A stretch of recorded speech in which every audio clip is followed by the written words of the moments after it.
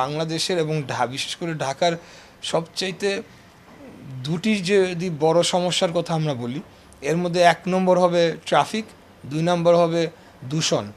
মানে এটা অত্যন্ত ভয়াবহ মাত্রায় আমাদের দূষণের মাত্রা পৌঁছে গিয়েছে এবং এখানে ভারী ধাতুসহ বিভিন্ন যে এয়ার কোয়ালিটি ইন্ডেক্সের রিপোর্ট অনুযায়ী বাংলাদেশের অবস্থা এখন মানে বিশেষ ঢাকা শহরের বায়ুর দূষণের অবস্থা অত্যন্ত খারাপ পর্যায়ে গিয়েছে এবং এটির ফলে আপনারা দেখবেন যে মানুষের বিভিন্ন ক্যান্সার, লাং ক্যান্সার সহ বিভিন্ন এবং স্কিন ডিজিজ সহ বিভিন্ন ধরনের রোগে কিন্তু আক্রান্ত হচ্ছে এবং আমাদের পরবর্তী প্রজন্ম অর্থাৎ আমাদের যে নেক্সট জেনারেশন যারা শিশু সন্তানেরা রয়েছে তারা কি বাতাস কি বায়ু তারা ইনটেক করছে এটা কিন্তু আমাদেরকে মাথায় নিতে হবে, নিয়ে সেই ধরনের পদক্ষেপ নিতে হবে।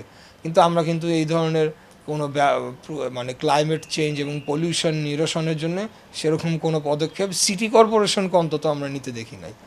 পাশাপাশি ট্রাফিক নিরসনের ব্যবস্থা আপনারা দেখবেন যে পিসমিল কিছু প্রজেক্ট নেওয়া হয়েছে, অর্থাৎ এই জায়গায় মনে হলো একটা ফ্লাইওভার বানিয়ে দিই, ওই জায়গায় মনে হলো এই প্রজেক্টটা আমি ওই দিক থেকে ঘুরায় এনে এইখানে কানেক্টিং রাস্তা বানিয়ে দিই, যেটা সর্বশেষ তারা করতে চেয়েছিল ওই যে আপনার বুড়িগঙ্গা নদীর পাশ দিয়ে যে কানেক্টিং রোডটা হবে নর্থ থেকে আপনার একদম ঢাকা মাওয়া এক্সপ্রেসওয়েতে, এবং এরকম আরও কিছু পিসমিল প্রজেক্ট করেছে। কিন্তু দীর্ঘমেয়াদে আমাদের যানজট নিরসনের জন্যে যে ডিসেন্ট্রালাইজেশন বিকেন্দ্রীয়করণ করতে হবে, ঢাকা যে সেইটার জন্য ডিজাইন করাই ছিল না। এবং আরেকটা জিনিস আপনারা খেয়াল করবেন যে বিল্ডিং কোডের তো কোনো ধরনের নিয়মকানুনকেও মানা হয় না, বরঞ্চ প্লট ভিত্তিক প্রভাব খাটিয়ে আওয়ামী লীগের যারা প্রভাবশালী ব্যবসায়ী বলেন বা মালিকরা আছে, জমির মালিক, তারা প্লট ভিত্তিক বিল্ডিং কোডকে বৃদ্ধাঙ্গুলি দেখিয়ে দেখা গেছে যে এখানে 5 তলা হওয়ার জন্য এই এলাকাটা ডিজাইন করা হয়েছে, সেখানে এখন 25 তলা 30 তলা বিল্ডিং তৈরি করা হচ্ছে, কিন্তু রাস্তা তো 1 ইঞ্চিও বাড়ে নাই। হ্যাঁ, তো বরঞ্চ সেখানে আরও ডেনসিটি, আমাদের পপুলেশনের যে ঘনত্ব সেটি বেড়েছে। তো নানাবিধ সমস্যা।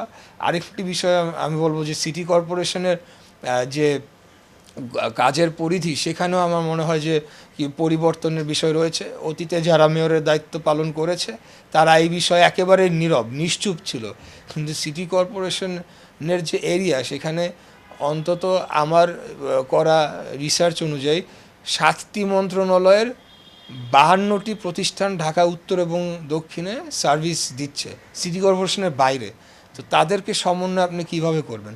আমি একটা রাস্তা বানাচ্ছি, সেই রাস্তার নিচ দিয়ে কিছুদিন পর আপনার ওয়াসা তার ড্রেনেজের জন্য এখানে কাটবে, আর কিছুদিন পর সেখানে ডেসা তার গ্যাস লাইন নেওয়ার জন্য কাটবে, তারপরে টিএনটি রয়েছে, তারপরে টেলিকম যারা রয়েছে তাদের আবার সেখান দিয়ে সার্ভিস নেওয়ার জন্য আবার কাটতে হচ্ছে।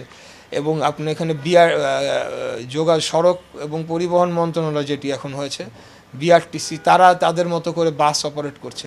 তো এই জিনিসগুলোকে সমন্বয় করবে, সমন্বয় করার একমাত্র আমি মনে করি অভিভাবক হবে মেয়র, কারণ তাকে জনগণ সরাসরি ভোট দিয়ে নির্বাচিত করেছে। কিন্তু অন্যান্য মন্ত্রণালয়ের অধীনে যে সার্ভিস প্রোভাইডিং ডিপার্টমেন্ট, তাদের কিন্তু মন্ত্রণালয় থেকে নিয়োগকৃত ব্যক্তি দ্বারা পরিচালিত হয়। তো মেয়র সেই জায়গায় এই ব্যাপারে কোনো ভোকাল ছিল না। বিগত দিনে আমরা যারা মেয়রের মানে চেয়ারে দখল করতে দেখেছি তারা এই বিষয়ে কোনো কথাই বলে নাই।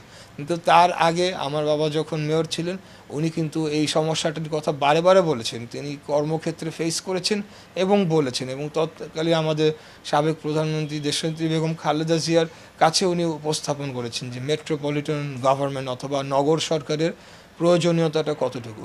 এই সব বিষয়গুলো রয়েছে।